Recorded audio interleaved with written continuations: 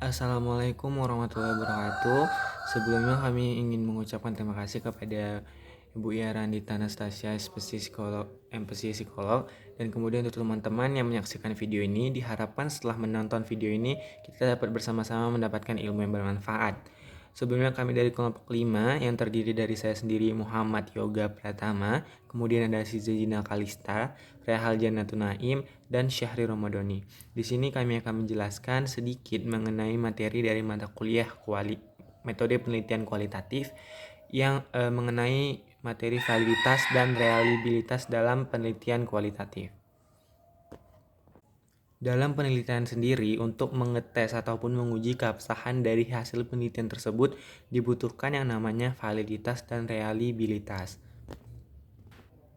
Sedangkan dalam penelitian kualitatif, hal yang paling ditekankan adalah valid, reliabilitas, dan objektif. Nah, di sini saya akan menjelaskan mengenai apa itu validitas dan apa itu reliabilitas dalam penelitian kualitatif. Jadi, yang dimaksud dengan validitas adalah derajat keabsahan ataupun kejelasan suatu data dari data yang didapat dan data yang dilaporkan. Jadi intinya di sini adalah data yang diperoleh saat kita melakukan penelitian dengan data yang kita laporkan, data yang dibuat di laporan itu sama, tidak ada berbeda sama sekali. Kalau misalnya ketika kita melakukan penelitian di lapangan, suatu benda ataupun suatu objek yang kita teliti itu misalnya bentuknya bulat, yang kita laporkan harus jelas-jelas benda tersebut berbentuk bulat dan lain sebagainya. Intinya apa yang ada di lapangan ataupun apa yang kita lihat ketika kita melakukan penelitian, hal tersebutlah yang kita tuliskan ataupun yang kita nyatakan di laporan penelitian kita. Itulah yang dikatakan validitas dalam penelitian, khususnya penelitian kualitatif. Validitas penelitian sendiri itu dibagi menjadi dua. Yang pertama ada validitas internal dan validitas eksternal. Validitas internal ini adalah derajat akurasi antara penelitian dengan hasil yang dicapai. Jadi contohnya itu misalnya ketika yang ingin kita teliti itu adalah kebermaknaan hidup pada seseorang, kita berfokus yang kita teliti dan kita laporkan adalah kebermaknaan hidup, bukan self-regulation ataupun regulasi emosi yang dia miliki, seperti itu. Itu yang dinamakan akurasi ataupun ketepatan. Ketepatannya dalam validitas internal. Sedangkan yang dimaksud dengan validitas eksternal adalah derajat akurasi apakah hasil penelitian tersebut dapat digeneralisasikan ataupun menjadi representatif dari sampel yang diperoleh ketika melakukan penelitian. Setelah menjelaskan mengenai apa itu validitas, kemudian saya akan menjelaskan mengenai apa yang dimaksud dengan reliabilitas. Nah, reliabilitas adalah derajat ataupun kondisi di mana data yang diperoleh itu akurat dan konsisten ataupun stabil. Contohnya itu misal ketika saya melakukan penelitiannya di hari pertama, saya melakukan wawancara kepada seseorang, orang tersebut mengatakan A. Kemudian di hari kedua saya melakukan wawancara kedua lagi, orang tersebut ngomong A, dan di wawancara ketiga orang tersebut tetap mengatakan A ketika dipertanyakan pertanyaan yang sama, seperti itu. Nah, itu hari kedua lagi orang tersebut ngomong A, dan di wawancara ketiga orang tersebut tetap mengatakan A ketika dipertanyakan pertanyaan yang sama, seperti itu. Nah, itu hal tersebut dikatakan data tersebut bersifat reliabilitas karena bersifat konsisten dan stabil. Mungkin sekian penjelasan dari saya mengenai pengertian dari validitas dan reliabilitas untuk penelitian kualitatif. Kemudian akan dilanjutkan oleh teman-teman saya.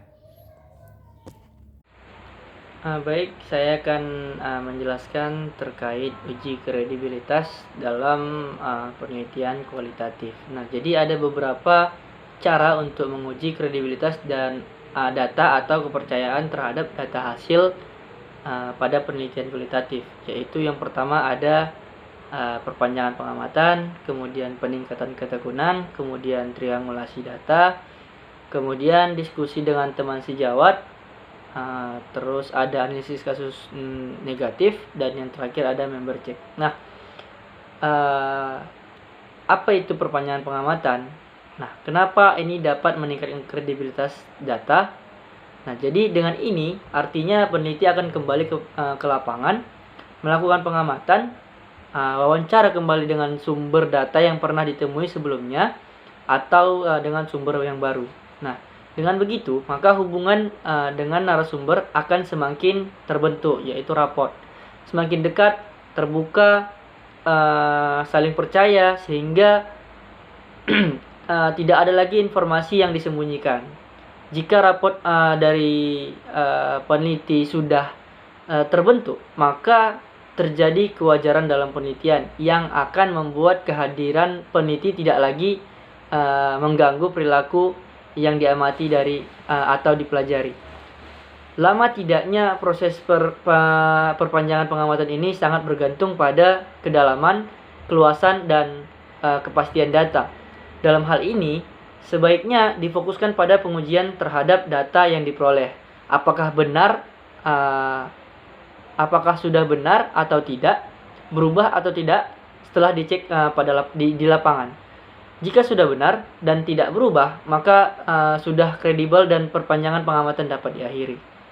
Kemudian, meningkatkan ketekunan, yang berarti melakukan pengamatan secara lebih cermat dan berkesinambungan.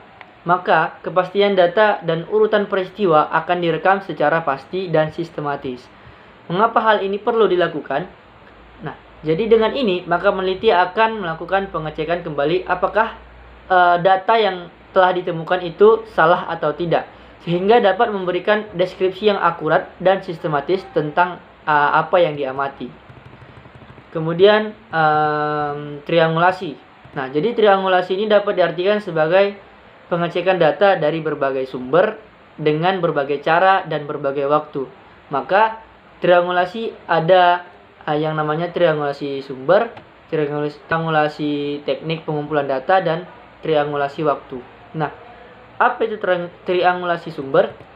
Yaitu dilakukan dengan cara mengecek data yang telah diperoleh melalui beberapa sumber. Contohnya, menguji tentang gaya kepemimpinan seseorang. Maka dikumpulkan data dan dilakukan pengujian data yang diperoleh dari bawahan yang dipimpin, kemudian atasan pemimpin yang menugasi, dan teman kerja sebagai kelompok kerjasama. Data dari ketiga sumber tersebut tidak bisa dirata-ratakan seperti di kuantitatif, melainkan dengan dideskripsikan, dikategorisasikan, mana pandangan yang sama, mana pandangan yang berbeda, dan mana pandangan yang spesifik dari ketiga sumber tersebut. Nah, data yang dihasilkan tersebut akan menghasilkan kesimpulan yang selanjutnya akan dimintakan kesepakatannya atau member check dengan ketiga sumber tersebut. Kemudian ada triangulasi teknik. Nah, ini dilakukan dengan cara mengecek data kepada sumber yang sama maupun dengan sumber yang sama namun dengan teknik yang berbeda. Misal, sumber data yang awal diperoleh dengan teknik wawancara, kemudian dicek lagi dengan teknik observasi, dokumentasi, atau kuesioner. Nah, jika dengan semua teknik tersebut menghasilkan data yang berbeda, maka peneliti harus melakukan diskusi lebih lanjut kepada narasumber yang bersangkutan atau yang lain, yang tujuannya untuk memastikan data mana yang dianggap benar, atau mungkin bisa saja kesemuanya benar, namun dengan perspektif yang berbeda.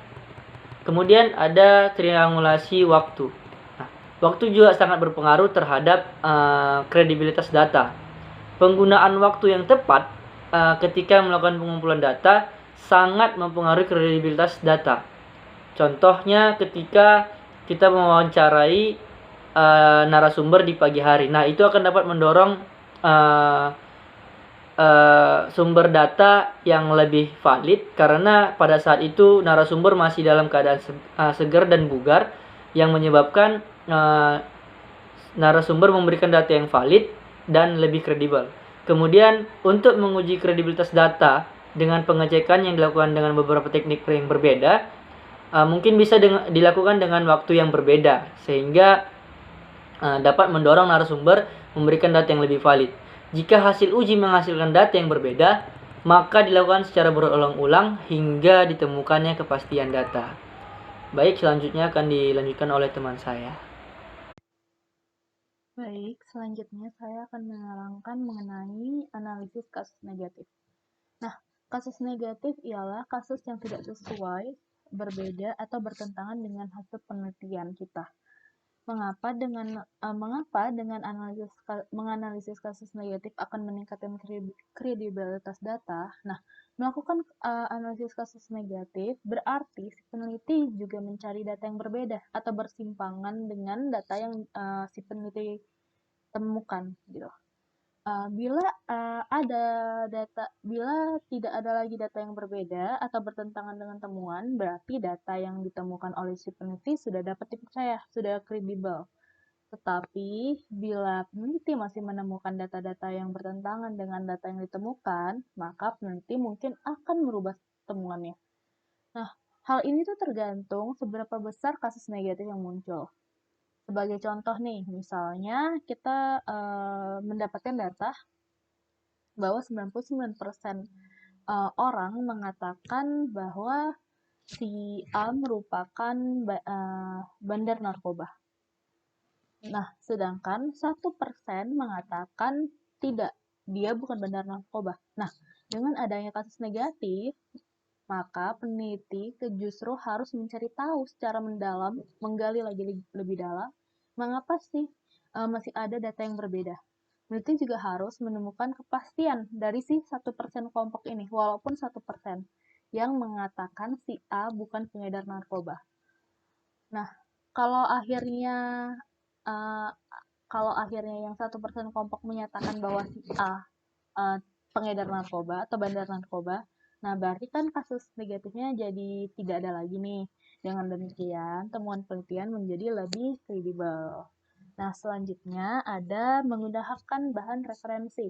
Nah, yang dimaksud dengan bahan referensi di sini adalah bahan pendukung untuk membuktikan data yang telah ditemukan peneliti. Misalnya, kalau kita melakukan wawancara nih, hasil wawancaranya itu harus didukung dengan adanya rekaman wawancara. Oleh sebab itu, saat kita melakukan penelitian, wawancara atau mencari data, itu kita harus adanya bukti seperti misalnya foto, pokoknya dokumentasi, bisa video atau uh, tape recorder gitu. Lalu, dalam laporan penelitian itu, sebaiknya data-data yang dikemukakan perlu dilengkapi dengan foto-foto atau dokumen otentik. Jadi, di laporan itu kita bisa melampirkan nih melampirkan tidak hanya hasilnya, tapi juga buktinya. Lalu, yang terakhir ada mengadakan member check. Nah, member check adalah proses pengecekan data yang diperoleh peneliti kepada pemberi data.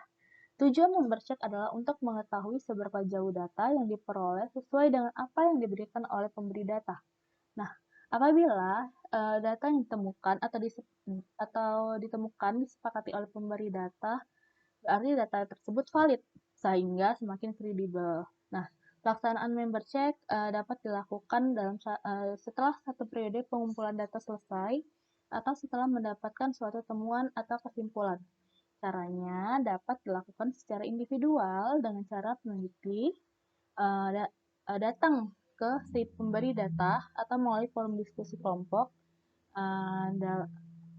Dalam diskusi tersebut mungkin ada data yang disepakati, ditambah atau bahkan dikurangi atau ditolak oleh si pemberi data.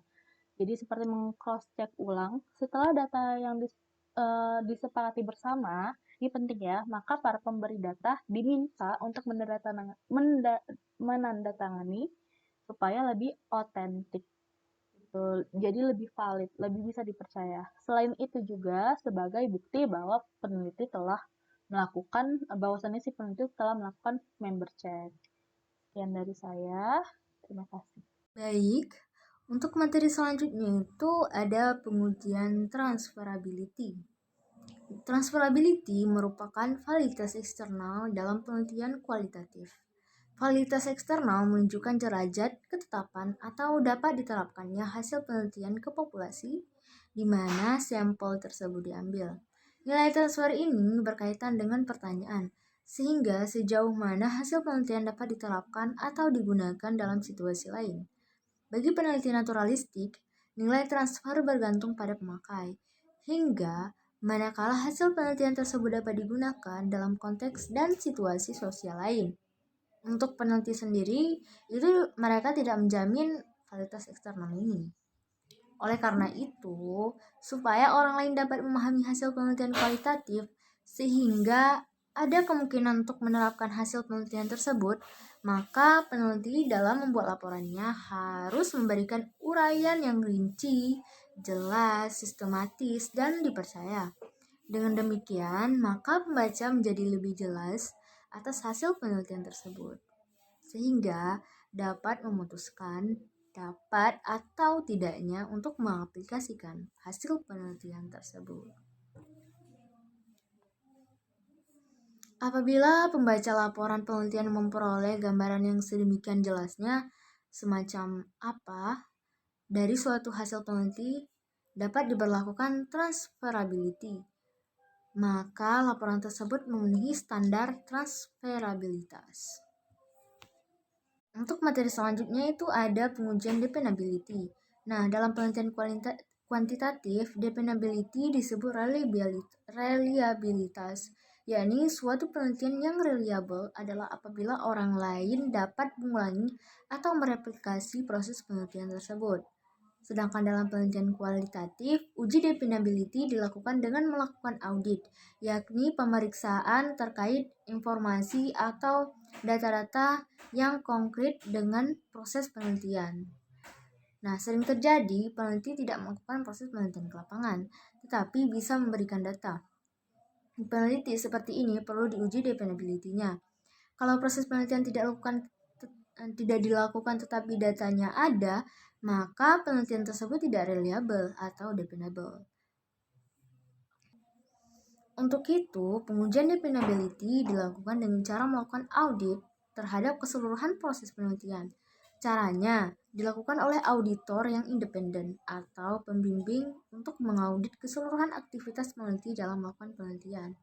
Bagaimana peneliti mulai menentukan masalah atau fokus, memasuki lapangan, menentukan sumber data, melakukan analisis data, melakukan uji keabsahan data, sampai membuat kesimpulan harus dapat ditunjukkan oleh peneliti. Jika peneliti tak mempunyai dan tidak dapat menunjukkan jejak aktivitas lapangannya, maka dependabilitas penelitiannya patut diragukan. Oke, untuk materi selanjutnya, dan ini adalah materi yang terakhir, yakni mengenai pengujian confirmability. Pengujian confirmability dalam penelitian kualitatif disebut dengan uji objektivitas penelitian. Penelitian dikatakan objektif bila hasil penelitian telah disepakati banyak orang. Dalam penelitian kualitatif, uji confirmability mirip dengan uji dependability, sehingga pengujiannya dapat dilakukan secara bersamaan. Menguji confirmability berarti menguji hasil penelitian. Nah, dikaitkan juga dengan proses yang dilakukan.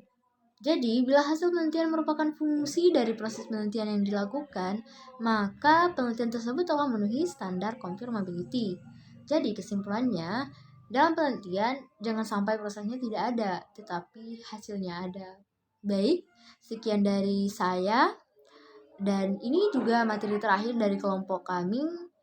Apabila ada yang salah, mohon dimaafkan. Assalamualaikum warahmatullahi wabarakatuh.